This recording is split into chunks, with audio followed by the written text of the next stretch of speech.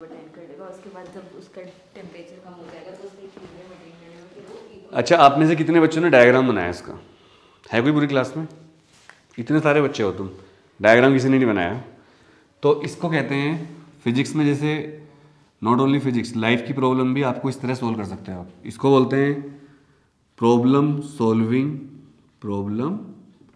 Solving graphics, इस technique को। तो आपने एक नाम सुना होगा, लियोनार्डो दा विंसी के। कौन थे वो? पेंटर, साइंटिस्ट, संगीतकार, सब कुछ थे वो, है ना। मोनालिसा की वो बनाई थी उन्होंने। और उन्होंने फ्लाइंग मशीन्स की ड्राइंग भी बनाई थी, जिसको अभी तक साइंटिस्ट बना नहीं पाए, पर उस पर बेस्ड चीज़ें बनी। तो 3 दोस्त थे, जैसे कि मैंने क्वेश्चन दिया आपको कि एक तो हमने बस नाम दे दिए सही, तो मैं यहाँ पर ABC नाम यूज़ करूँगा अब, ताकि नाम से पर्सनलाइज ना हो चीज़, ठीक है। तो ये तीनों कप जो हैं एक जैसे हैं बिल्कुल।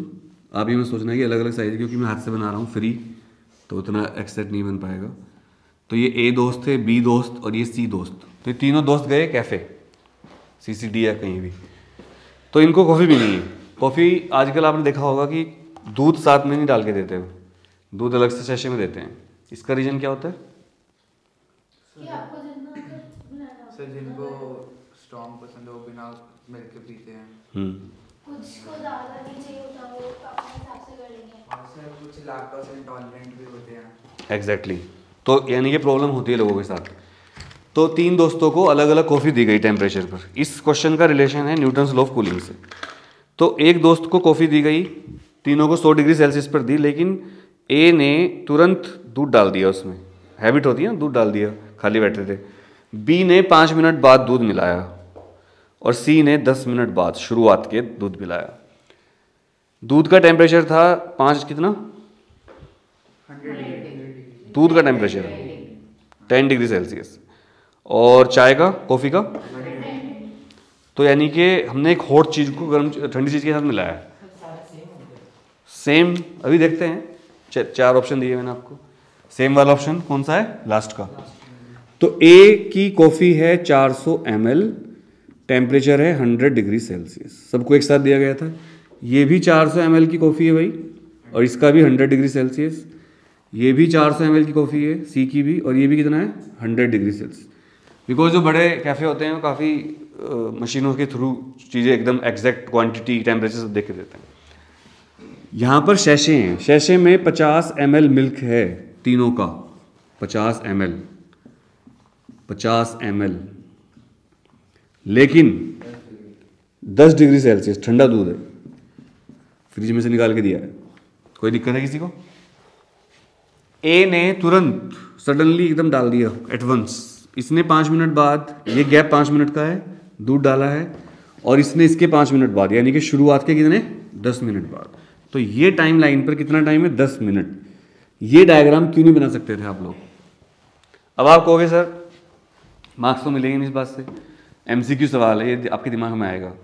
भले ही सवाल MCQ हो, लेकिन ब्रेन मैपिंग करना सीखना पड़ेगा आपको, ब्रेन मैपिंग करना सीखना पड़ेगा। मैं आपको बार बार बताता रहूँगा चीज़ें। अब एक ही टीचर से पढ़ने के बाद भी एक ही बैच में सारे बच्चे कामयाब नहीं होते। कोटा की कोचिंग में पिछले कुछ दिनों में कई बच्चों ने सुसाइड कर लिया, आपने भी सुना होगा शायद। एक वीडियो में देखी, उसमें लड़की ऊपर से जंप कर रही है, ड्रॉपर लड़की है वो, क्योंकि JEE में इस बार वो लगा दिया 75% का क्राइटेरिया 2021 वालों के लिए। तो उनकी परसेंटेज 75 नहीं है, तो एडमिशन, अब वो एंट्रेंस नहीं दे पाएंगे। सच पिछले साल वो कर दिया था रिलैक्स। तो उस लड़की ने ऊपर जंप किया, उसकी बॉडी जब गिरी है नीचे, उस वीडियो को देख नहीं पाओगे। नहीं, पहले साल हमेशा था, पिछले कई सालों से, बट ड्यू टू कोरोना उसमें रिलैक्सेशन दे दिया 2 साल तक, 2020-21 में। इस बार वो फिर दोबारा लगा दिया। अब इसमें मैंने एक ट्वीट भी किया था, अगर आपने देखा हो, कि जो कोचिंग वाले होते हैं बहुत सारे, वो बच्चों कहते हैं स्कूल मत जाओ, डमी स्कूल ले लो, ठीक है। हालांकि मैं स्कूलों को बहुत अच्छा नहीं मानता हूँ, आपने मेरे लेक्चर भी सुनोगे, इस तरह के बोलता रहता हूँ। आपको कई बार लगता है सर तो स्कूल चिढ़ते हैं, नहीं चिढ़ता नहीं हूँ मैं। स्कूल कुछ गलत चीज़ें कर रहे हैं, बट स्कूल के बहुत फ़ायदे भी हैं आपको जाने के, जिससे आप सोशल चीज़ें सीखते हो, दोस्तों से मिलना जुलना, एक्टिविटीज़ सीखते हो आप बहुत सारी। तो डमी स्कूल से बहुत नुकसान होता है बच्चों को। फाइनली अल्टीमेटली आप बहुत सीरियस बच्चे हो और बहुत डिसिप्लिन हो, तब तो नहीं होगा। भाई स्कूल जाने से एक एनर्जी लेवल बना रहता है बच्चों का, ये सुन लो। आप 5 दिन घर बैठ जाओ, आप देख लो कैसे हो जाओगे। उसको पूछो, ड्रॉपर बच्ची है वो, बोर होती रहती होगी पूरे दिन। हाँ शुरू में जोश होता है, जब सिलेक्शन नहीं होता ना तब ऐसा लगता है फोड़ दूंगा। अब तो 10-15 एक महीना रहता है वो जोश, फिर वो डाउन चला जाता है। स्कूल हमें जोश देता है, हम बच्चों से मिलते हैं, टीचरों से मिलते हैं, हमें टेस्ट देने पड़ते हैं, यूटी होते हैं। अब आपको डर है कि आपके अच्छे नंबर नहीं आएंगे, स्कूल नहीं होता तो कहाँ से होता बताओ, ये सर नो। तो डमी स्कूल वाला बच्चा पूरे साल तो स्कूल जाता नहीं है, यूटी उसके होते नहीं, हाफ ईयरली उसके होते नहीं, डायरेक्ट बोर्ड देता है वो, उसको पता ही नहीं होता तो क्या कर रहा है। और कोचिंग में जो टेस्ट होते हैं उसमें चीटिंग हो जाती है, एमसीक्यू में सबको पता है, तो उसको लगता है मैं पढ़ रहा हूँ, लेकिन वो पढ़ नहीं रहा होता उतना ज़्यादा। तैयारी कर रहा है जेई की, पता लगा सीबीएसई में 75% भी नहीं आ पाए। अब सरकार भी अपनी जगह सही है, आपका टारगेट है तो आईआईटी, लेकिन आप सीबीएसई में केवल 75% भी नहीं ला पा रहे हो। बात तो सही है उनकी, स्क्रीन कर रहे हो आपको। अरे सरकार को तो फॉर्म भरने से पैसे ही मिलते एक्स्ट्रा, पर वो तो ईमानदार है ना इसका मतलब। बट हाँ ये बात सच है कि अचानक नहीं करना चाहिए इम्प्लीमेंट, जो पिछले साल वाले बच्चे उनको छूट दे देनी चाहिए थी। अब सुसाइड का रिलेशन क्या है, कोचिंग वाले टीचर बच्चों कहते हैं बेटा बोर्ड बेकार है, बोर्ड पे ध्यान मत दो, एनसीईआरटी मत पढ़ो, आईआईटी करो, नीट करो। अरे भाई दोनों चीजें अलग अलग नहीं है, एक ही चीज है दोनों, सिलेबस तो सेम है। आप मुझे बताइए बच्चों, नीट जेईई और सीबीएसई अलग अलग कैसे, आप बताओ मुझे समझ नहीं आया आज तक। सारे टॉपर कहते हैं एनसीईआरटी पढ़ो, सरकार कहती है एनसीईआरटी पढ़ो, कोचिंग वाले कहते हैं एनसीईआरटी मत पढ़ो, कोचिंग करो। कोचिंग में क्या करवाओगे भाई उस बच्चे को, जब एनसीईआरटी के सवाल तो हो नहीं रहे उससे, अपने मॉड्यूल बेचने होते। अरे वो भी एनसीईआरटी के क्वेश्चन होते हैं, सारे मॉड्यूल में क्वेश्चन सेम होते हैं, आप घुमा फिरा के देखना वही मिलेंगे आपको सारे। मेरा तो ये कहना है अगर आप एनसीईआरटी को अच्छी तरह कर पा रहे हो क्वेश्चंस को, तो समझ लो आप सही जा रहे हो, आपका सिलेक्शन भी होगा, आप बोर्ड में अच्छा करोगे, सब कुछ बढ़िया होगा। पर अगर आपसे एनसीईआरटी नहीं हो रही और आप बहुत कुछ कर रहे हो तो वो सब बेकार जा रहा है आपका। अब वो लड़की सुसाइड कर रही है या कोई भी बच्चा सुसाइड करता है तो वो ऐसे ही थोड़ा कर लेता है सुसाइड, बहुत सोच समझ के करता होगा, जब उसको लगता है कोई रास्ता नहीं बचा हो। ये सर नो भाई, बहुत मजबूरी में कोई ऐसे कदम उठाता है या उसको गाइडेंस नहीं मिल पाती सही। हालांकि सुसाइड कोई सोल्यूशन तो है नहीं, जब हम ही नहीं रहे, मैं हमेशा कहता हूँ ना, जब हम ही नहीं रहे तो क्या पढ़ाई क्या सिलेक्शन, हम हैं तो सब कुछ है। आपके घर पे आपकी बुक्स रखी हैं, ये किसकी बुक्स हैं, वलेचा की बुक्स हैं। ये बैग किसका है, वलेचा का बैग है। पैंट किसकी टंगी है, वलेचा की पैंट टंगी है, समझ रहे हो। टेस्ट किसका हुआ, वलेचा का। पास कौन हो, वलेचा। फेल कौन हो, वलेचा। पीटीएम किसकी हो रही, वलेचा की। अरे आप हो तभी तो सारा सिस्टम चल रहा है, आपके साथ जो स्कूल चल रहे हैं, आपके साथ कोचिंग चल रहे हैं, सब कुछ आपके साथ चल रहा है। सो क्यों भाग रहे हो, क्यूट क्यों कर रहे हो भाई। अरे वो नहीं तो कुछ और कर लेंगे, बहुत चीजें हैं भाई। Suicide is not a solution. Parents तो मर जाते हैं जिंदा ही। अच्छा कई बार ऐसा भी होता है कि बच्चे पहले तो पढ़ते नहीं हैं, कोटा चले गए, तो हाँ ऐसी चीज़ें भी हैं जो आपको अट्रैक्ट कर सकती हैं। मैं तो कोटा रहा हूँ तो मुझे पता है, तो वहाँ बच्चों गैंग बने हुए हैं, एक बिहार का गैंग बना हुआ है, एक राजस्थान का, एक यूपी का, इस तरह। फिर वहाँ ड्रग्स मिलती हैं, वहाँ बहुत सारी और इलीगल एक्टिविटी होती हैं, बच्चे करते हैं, तो आप उसमें फंस गए मान लो, या आप रिलेशनशिप में आ गए किसी के साथ, फिर एग्ज़ाम का नोटिफिकेशन आया, आप डर गए।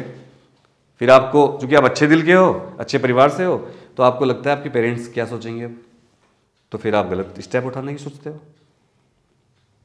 अरे बता दो, घर जाओ, देखो जी मैं पढ़ नहीं पाया या मैं पढ़ नहीं पाई, मेरा टाइम वेस्ट हो गया, मैं नहीं कर पाया।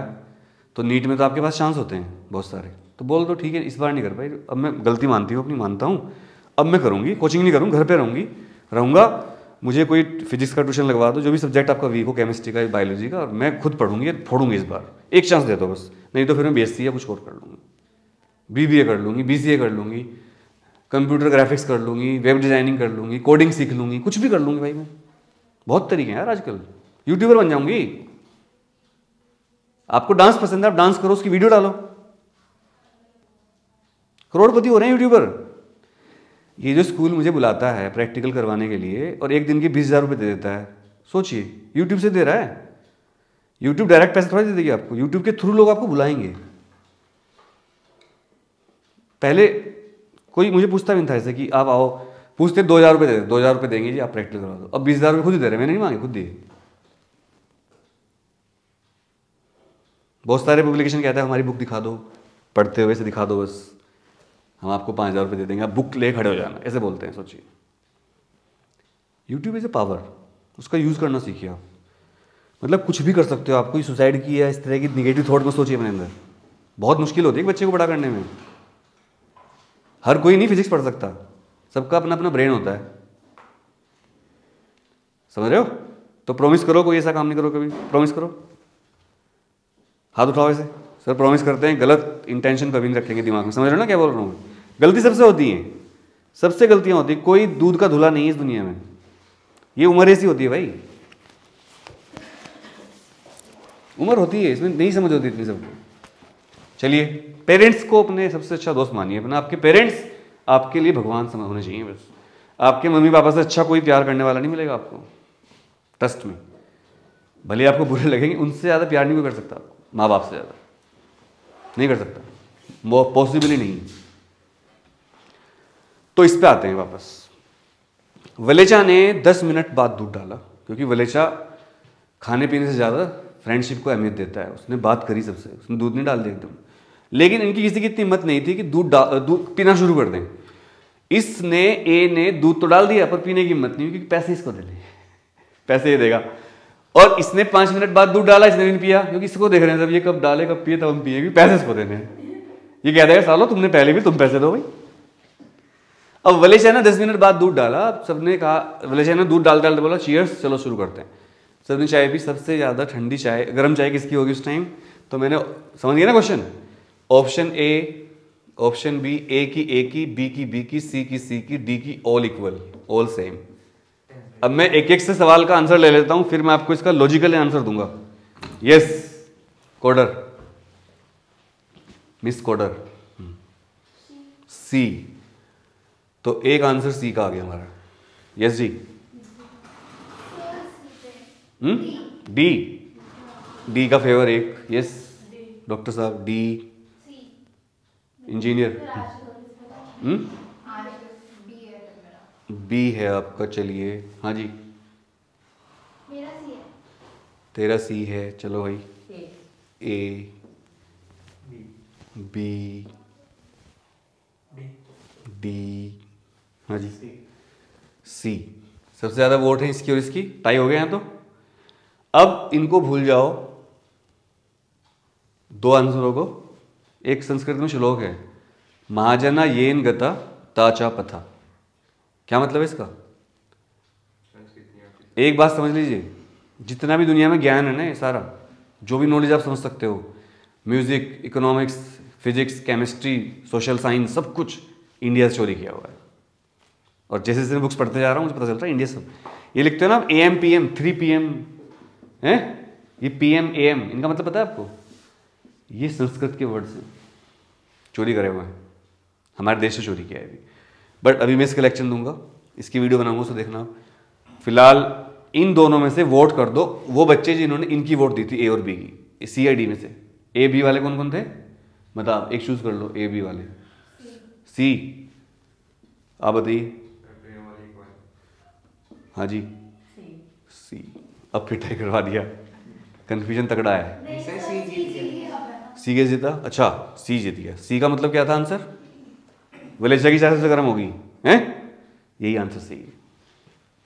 सी इज द करेक्ट आंसर। बता रहा हूँ, मुझे पता है आप लोग एकदम शॉक कर रहे हैं। न्यूटन्स लॉ ऑफ कूलिंग पे आते हैं।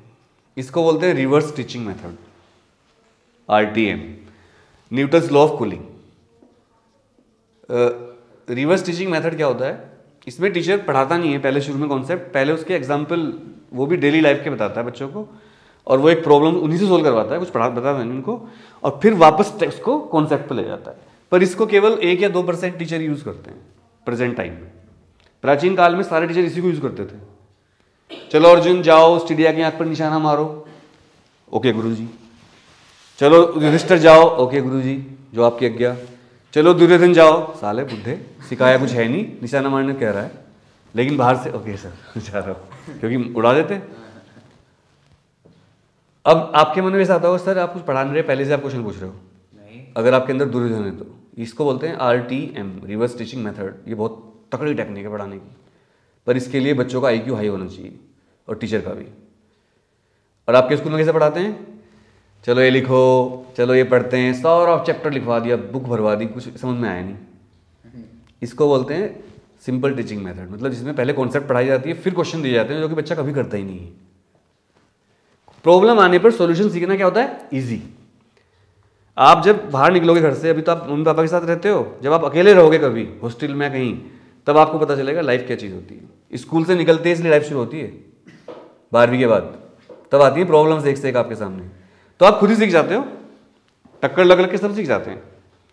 चलिए न्यूटन साहब ने क्या बताया, रेट ऑफ कूलिंग, देखो इधर दस्त होगी, rate of cooling is directly proportional to temperature difference between the object and the atmosphere. पर इस टेक्निक में कमी भी है, कमी मान लो अच्छा इजी बहुत धीरे चल पड़ता है इसमें, मतलब इसमें कोर्स धीरे धीरे होता है बहुत, क्योंकि इसमें उद्देश्य कोर्स पूरा करना नहीं होता, कॉन्सेप्ट सिखाना होता है, समझ रहे हो। T is the temperature of object, temperature of object, कोई दिक्कत है किसी को। T not temperature of atmosphere. अच्छा एक बात बताओ यार, तुम लोग तो सब इंटेलिजेंट बच्चे हो, अच्छे परिवारों से हो, sir atmosphere, temperature of atmosphere क्या T नॉट, हाँ तो आपने ऑब्जेक्ट लिखा। I am very sorry, thank you, आपने बहुत ध्यान दिया इस बात पर। अगर मेरे पास, मैं आपके घर चाय पीने आता हूँ, तो एक बच्चे घर में चाय पीने गया गर्मियों में, एक के सर्दियों में, दोनों घरों में बराबर टेम्परेचर चाय मिली, किसकी चाय जल्दी ठंडी हो जाएगी? सर्दियों वाले। आपका खाना कब जल्दी ठंडी हो जाता है? आपकी मम्मी रात को आपको दूध देती होंगी पढ़ते हुए, आप दूध को एक घूंट पी के देखते हो, मम्मी क्या इतना गर्म दे दिया मुझे, तो थोड़ी देर आप रख देते हो, मम्मी क्या सॉरी बेटा रख दो, थोड़ी देर आप पीते हो वो बिल्कुल ठंडा हो जाता है, फिर आपको लगता है फालतू मुँह डांट रहा है, अपनी डांटता है मतलब मैं नहीं डालता, पक्का डांटता है, तभी तो सा शर्म कर ले, शर्म कर ले। सर फोन करके पूछ लो यार। क्लियर। तो सर्दियों में चीज़ें बहुत तेज़ी से ठंडी क्यों हो जाती हैं, कौन बताएगा? सर रूम टेम्परेचर भाई एटमॉस्फेरिक टेम्परेचर क्या है, कम। तो न्यूटन ने बताया कि जितना आप ऑब्जेक्ट का और एटमॉस्फेयर का टेम्परेचर डिफरेंस ज़्यादा होगा उतनी तेज़ी से क्या होगी, वो कूलिंग होगी। रेट ऑफ कूलिंग को आर बोलते हैं, R proportional to T minus T naught, और इसको एच अपॉन टी भी कहते हैं। एच हीट है, टी टाइम, और ये टी भी ऐसा ही लिखा हुआ है, तो इसको मैं स्मॉल टी लिख देता हूँ, कोई दिक्कत तो नहीं किसी को। Proportional to T minus T naught, तो H upon T is equal to constant आएगा sigma T minus T naught. Sigma नहीं आता है यहाँ, के आता है, सिग्मा आता है स्टीफन लॉ में, स्टीफन कॉन्स्टेंट। तो कुछ कॉन्स्टेंट फिक्स होते हैं, उनको आप चेंज नहीं कर सकते, तो स्टीफन लॉ अलग है, स्टीफन लॉ में यहाँ स्क्वायर आ जाता है, बस क्या आता है, स्क्वायर। अब आप खुद देखो, पहले बच्चे ने दूध मिलाकर अपनी चाय का टेम्परेचर कर लिया कम एकदम, एटमॉस्फेयर के और उसके बीच में, सबके लिए एटमॉस्फेयर का टेम्परेचर क्या है, सेम। मान लेते हैं उस दिन एटमॉस्फेयर का टेम्परेचर 5 डिग्री सेल्सियस था, बहुत ठंड थी, इसने अपना दूध मिलाकर अपनी चाय को कम कर लिया टेम्परेचर, यानी कि इसकी चाय में और एटमॉस्फेयर के बीच में टेम्परेचर डिफरेंस क्या हो गया, कम, और इसका रहा लास्ट तक हाई। और एक मिनट, मैंने इसका आंसर होगा ए। किसका था ये आंसर तुम में से? जूही का आंसर ठीक है बस, और सबका गलत है। और देखिए कमाल की बात, देखिए ए पर एक ही वोट है बस। क्या? पहले मैं एक्सप्लेन कर दूं फिर उसके बाद। जूही का आंसर सही क्यों, सबको समझ में आ गया? यस और नो? नहीं है बेटा? देखो जूही ने क्या करा, अपनी चाय के ठंडे होने के रेट को घटा दिया। कैसे? इसने बहुत इंटेलिजेंटली एकदम दूध मिला दिया, जिससे इसकी चाय और एटमॉस्फेयर के बीच का डिफरेंस क्या हो गया, कम। तो इसका रेट ऑफ कूलिंग भी क्या हो गया, कम। 5 मिनट तक इसकी चाय हाई टेम्परेचर पे रही, तो हाई टेम्परेचर पे कूल भी हुई। इसकी चाय 10 मिनट तक हाई टेम्परेचर पे रही और 10 मिनट तक ही ज़्यादा तेजी से ठंडी हुई। मतलब ठंडी चीज़ें देर में ठंडी होती है और ज़्यादा गर्म जल्दी ठंडा होता है। यस और नो? अब क्लियर है सबको? अपना डाउट पूछिए। इसलिए मैंने कहा रुक जाओ 1 मिनट, मुझे पता था इसका डाउट यही होगा। इसी को बोलते हैं न्यूटन्स लॉ ऑफ कूलिंग। अगर ये एग्जाम में आता है तो आप क्या लिखोगे? According to Newton's law of cooling, the rate of cooling of an object is directly proportional to temperature difference between the object and the atmosphere. Clear? तो आप लोग सब डेफिनेशन लिखोगे अपने आप, उसका फॉर्मूला अपने आप लिखोगे और ये पूरा नोट कर लो और इसको अपनी लैंग्वेज में एक्सप्लेन कर लो जल्दी। ये घर से कर लोगे? ये डायग्राम बना ले सबने, बनाओ इसको फटाफट। और अपने स्कूल में बच्चों से पूछना, अपने दोस्तों से, इसलिए नहीं कि उन पर इंप्रेशन मारना है, उनको समझाने के लिए, ट्राई करने के लिए।